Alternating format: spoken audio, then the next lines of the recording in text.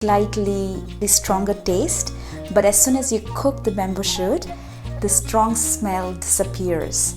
Yeah, I feel like I've been teleported to Assam right now.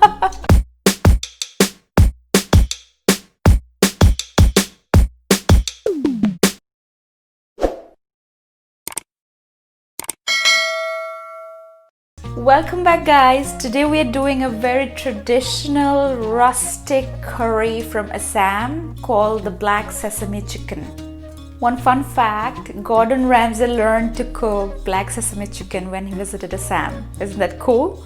We are also doing a quintessential Assamese side dish called Aloo Pitika, which literally means mashed potatoes. But this is not your ordinary garlic butter mashed potatoes. Wait till the end of the video to see how I create this traditional rustic side dish from Assam. And please do not forget to comment at the end about how you liked the Black Sesame Chicken served with Aloo Pitika. Through this episode in our show, I'm hoping the world at large discovers about Assamese cuisine because it is distinct from mainstream Indian food. Assamese cuisine represents its rich flora, its distinct culture, and very unique cooking techniques that is representative of its neighboring states called the Seven Sisters together. Talking about sesame chicken, I'm a big fan of Chinese style sesame chicken, but that dish is to be cooked another day. Chinese style sesame chicken is cooked with white sesame and is more on the sweeter side. But this dish we are cooking today will be cooked with black sesame seeds, will be more of savory and very aromatic. On Nazit Up, we'll be doing a lot of Indian food that you have not heard of before. Please stay tuned, subscribe, and so that you do not miss our amazing recipes and super interesting, super fun food stories. Without any further ado, let's start prepping the ingredients. Before we start with the preparation for sesame chicken, we will be preparing the boiled potatoes. For the Assamese style mashed potatoes, I'm quartering 2 medium-sized potatoes and boiling until fork tender. I've seasoned the water. I guess we all know how to boil potatoes. Now let's prepare the chicken for the Black Sesame Chicken curry. I've got some free-range chicken. Now you can use boneless chicken thigh, chicken breast, but I'm using chicken with bones. The reason being, bones have marrow and marrows have juices, and when we cook, the juices would render this amazing juicy texture, and that is why I prefer to cook my Indian curries with chicken with bones. I'm just marinating it with a pinch of turmeric. No spoon, no tongs. I'm going to give a good turmeric massage using my bare hands. Next, I'm toasting the black sesame seeds on medium flame for around 2 to 3 minutes. Exact measurement of the ingredients is there in the description box. Once the sesame seeds are toasted, blend it well using a splash of water.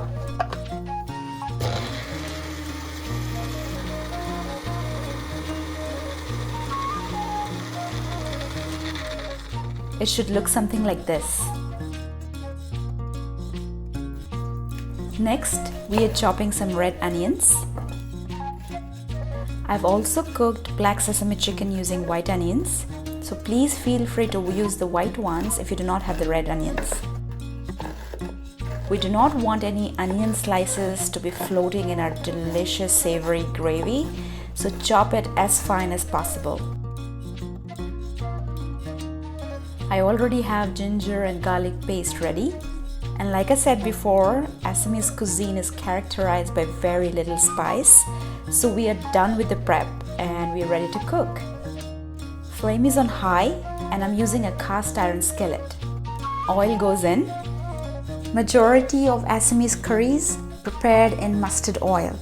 Mustard oil is very reminiscent of the mustard family plants like horseradish and wasabi. Once the oil heats up, the mustard oil will lose its pungent smell and will lend an amazing depth of flavor to the curry. Mustard oil is very easily available in Toronto in stores across Chinatown and also in Indian stores, so I didn't have any difficulty finding it.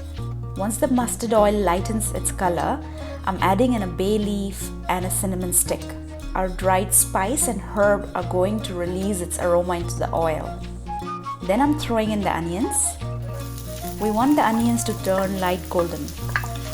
Not completely brown, but not remain translucent either. Onions are staple for any gravy sauce. Whether you are making tomato sauce for your meatballs or any Indian curry, onions are a must. Once the onions attain the desired texture, I'm introducing the chicken pieces. Keep stirring occasionally for a few minutes until the chicken loses its raw pink color.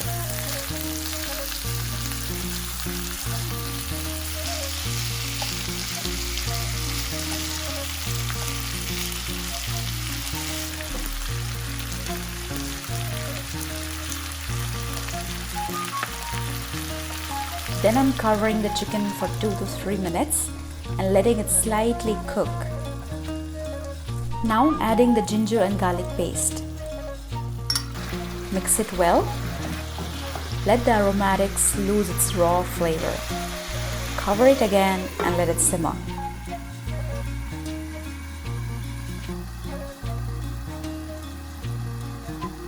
Now it's time for other spices. Our chicken already has turmeric, so we are not going to add any more.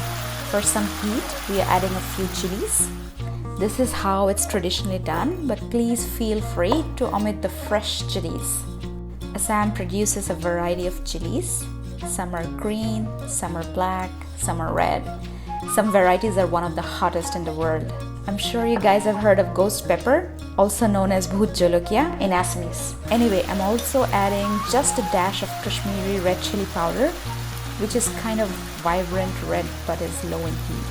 This isn't the regular red chili powder. I'm also adding some ground cumin. And that's it. Isn't this amazing?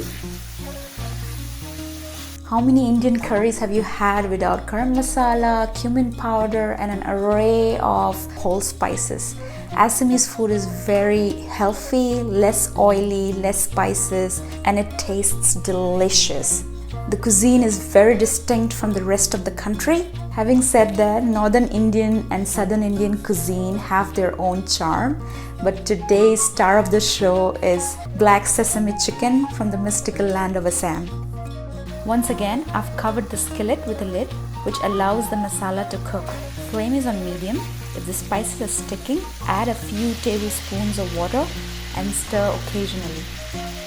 I want to share something about making Indian curries in general. Even if you have all the spices and ingredients in your pantry, but if you do not allow the spices to cook, it's going to be a mess. Before adding water or chicken stock to any curry, always allow the spices to cook on medium flame. Look at this. After around 10 to 15 minutes of patiently cooking the spices, you can see the oil is oozing out. This is a good indication. Now that our spices have cooked, I'm introducing the star ingredient, the sesame paste.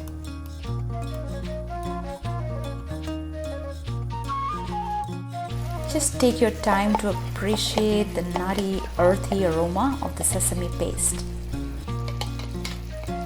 We have already toasted the sesame paste before pestling it, so there is no real need to cook it. Although we will allow the chicken and the sesame paste to sit together and blend well on low flame.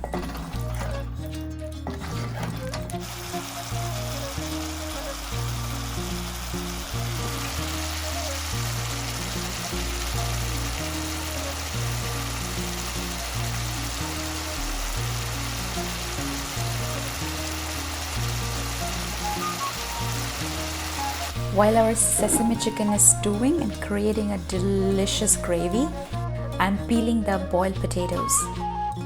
Once this is done, I'm mashing them using a fork. You can also use a potato masher. I'm going to make a mouth-watering dressing for the mashed potatoes. I've peeled some shallots. Split the shallots into half and slice them.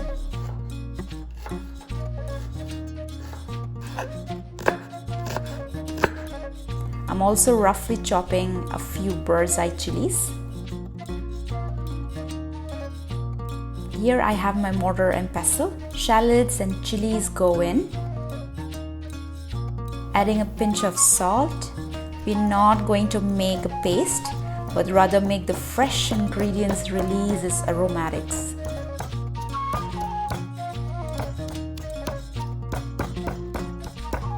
Finally, adding some roughly chopped or hand-pulled coriander leaves and give a good bash.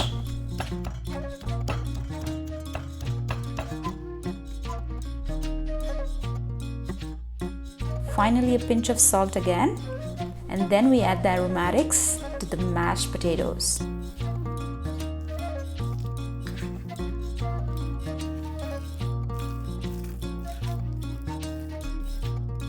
And a dash of lime juice, a drizzle of mustard oil.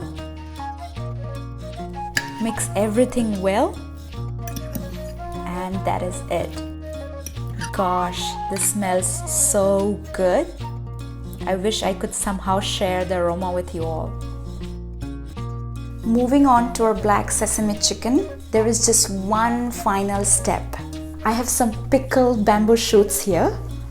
Finely chop the bamboo shoot and add it to the chicken. I have to mention that not everyone likes bamboo shoot, and you don't have to add it to your curry. Bamboo shoot is very native to Assam, and so I decided to stay true to the cuisine and decided to add this ingredient to the sesame chicken. To me, bamboo shoot tastes like artichoke and asparagus, but with slightly stronger taste. But as soon as you cook the bamboo shoot, the strong smell disappears. I also have to warn you, please do not add raw bamboo shoot to your chicken. Like I said, I have added pickled bamboo shoot to my curry. Add coriander leaves after turning down the flame. Of course, if you don't like coriander, then add whatever herb you like. You're the master of your own recipe, and I'm here to share my food stories and in the process hoping to inspire you guys to cook. I'm so happy this Assamese meal has turned out so well. Everything is smelling extremely delicious and I'm salivating. It's been a therapeutic process for me to virtually cook for you guys and connect with you all through this channel.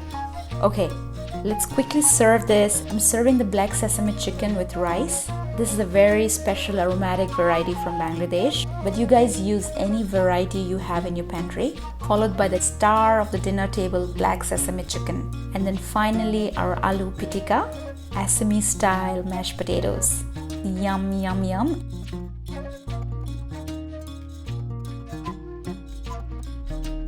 Hey, I can't wait. Let's eat this. It smells perfect, you know? It does. I want to take a big bite. Me too. Guys, you have to make this at home. This has turned out so well. Like I said, the recipe is so simple. This is absolute nostalgia for me. Yeah, I feel like I've been teleported to Assam right now. This is exactly how I remember eating it. And this is how my mother makes. I mean, not exactly. She obviously makes much better. But I love this. You guys have to make this. The black sesame sauce is just so perfect. The slight sourness from bamboo shoot or the minimal spices that we've used, the nutty aroma of black sesame. It's a fantastic combination. So good.